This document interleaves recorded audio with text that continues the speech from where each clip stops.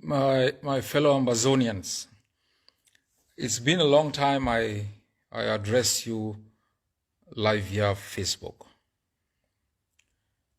And I thought it was important for me to take this opportunity to clarify a couple of issues that are important in our struggle.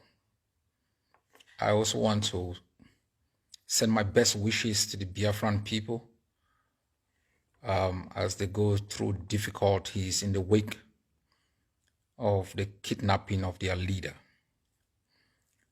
There are a couple of issues I would like to clarify so that we are all on the same page with respect to our liberation. In the past few days, we have observed the enemy moving military tanks into our country. I can assure you that this is the last desperate move of a defeated army that is using public relations propaganda to silence its own agitating population and to attempt to intimidate our people. We have risen up in resistance against a brutal occupier that we have humbled in the battlefield. You must recall that 4 years ago, when millions of our people went on the street with olive branches, they deployed helicopter gunships. They moved troops from the Amanawo Bay. They mauled down thousands of people. We are still unable to account for the bodies of thousands of our people who were mauled down in Boya. We began resisting with Dane guns. They brought in their special forces. Then they brought in pickup trucks where they could move their forces from one part of our territory to the other. We shattered those pickup trucks. We defeated them in the pickup trucks. They moved from there with armor cars. We still pulverize most of those armor cars. As you saw in the action of Bamising by General Nopiti, a daring action in broad daylight, taking down Cameroon's most trained and equipped elite forces. That was a sign of bravery. They have now tried to deploy helicopter gunships with new model of armor cars. I want to remind our people that armor cars don't fight wars. People do. People do fight wars. That's why one of the strongest militaries in the world, whether it was the Russians, the Americans, could not defeat the Afghans, could not defeat insurgencies either in Iraq or in other countries. Because once the people are determined, they are going to defeat any army, no matter how well armed that army is. In the past days, the regime has been attempting to explain why they cannot prevail in Ambazonia. They are accusing Ambazonia of entering into alliance with foreign terrorist groups. I want to assure our people, from the beginning of our struggle, from the beginning of our resistance, we define our objectives. We define our strategies in a public way. Our strategies are consistent with the rules of war. Our strategy upholds the respect of human life and human dignity. Our objective for independence is not an artificial creation. It's something born out of colonialism, born out of the remnants of a brutal regime that has made its existence in our land based on assassination, exploitation of our natural resources, and the deployment of disproportionate force against unarmed civilians. We explained to the world why we were fighting, and we made it absolutely clear that we will seek alliances with peoples, nations, and states whose values are consistent with our values, and who can work with us to defeat the colonialism of Ambazonia. We have established a working relationship with the Basque.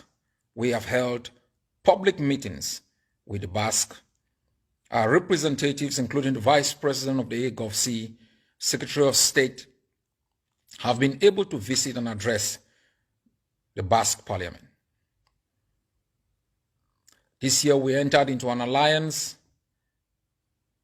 with Biafra, the indigenous people of Biafra, the biggest indigenous people within the continent of Africa. The Biafrans are a recognized people whose existence predates all the states that have been artificially created within the continent. We are in alliance with them. They are not a terrorist outfit. They are a people who have been subjected and subjugated for more than 70 years, who suffered genocide in the hands of Nigeria. And as I have pronounced before, in the 50s, nations and peoples stood together against foreign dominion. They fought together. They recognized each other's effort. Betrayal of any people is unacceptable. And we will continue to work with the Biafran people to make sure that they can realize their aspiration, self-preservation, that their resources can be exploited to develop themselves, not a foreign dominion. Cameroon must understand that the mistake it made 5 years ago is going to crumble it. And Nigeria cannot make the same mistake. Cameroon's attempt to win Nigeria's support in its brutality and genocide is not going to work. We are determined to write the last chapter of Cameroon's presence in our land. And I've asked our people to ensure every flag of the occupier is brought down. Every symbol of the occupier must be brought down. Every institution that perpetuates the occupation and colonialism of our country must be destroyed. Independence means independence. We are going to create indigenous institutions that cater for the well-being of our people.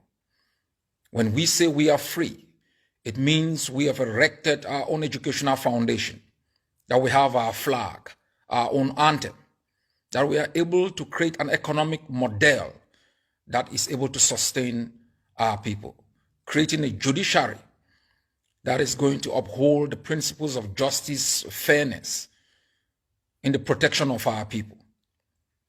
In a few days, we celebrate our independence. Like all people who have fought for freedom, our people must take pride in their effort, in their sacrifices, in their determination to establish on this earth a free space within which all their values, their culture, and their norms can come together to make them live a better life. We must together celebrate our independence, whether we are in the diaspora, whether we are in the homeland, to project strength, to show that we have vanquished Cameroon, to show our own institutions to the world. And we thank the Biafran people for joining us in this celebration. And I'm definitely very sure not long from now, both peoples, both nations will be free. And all the prisoners that have been kidnapped, those who have been renditioned, subjected to torture by colonialists who have exploited our resources for their own benefit, will not be forgiven. We are not going to create Peace and Reconciliation Commission. We will not forget. We will not forgive. We will hold this brutal system accountable for the carnage that they have caused in our homelands, for the environmental degradation that they have caused in our homelands, for the murder, assassination, torture as a weapon of occupation. We must rest assured that the 21st century is our century, that our continent cannot be hijacked by puppets of colonialist regime that have exploited our resources for the interests of foreign companies, that have tortured our people and degraded our cause, wasted the lives of our people.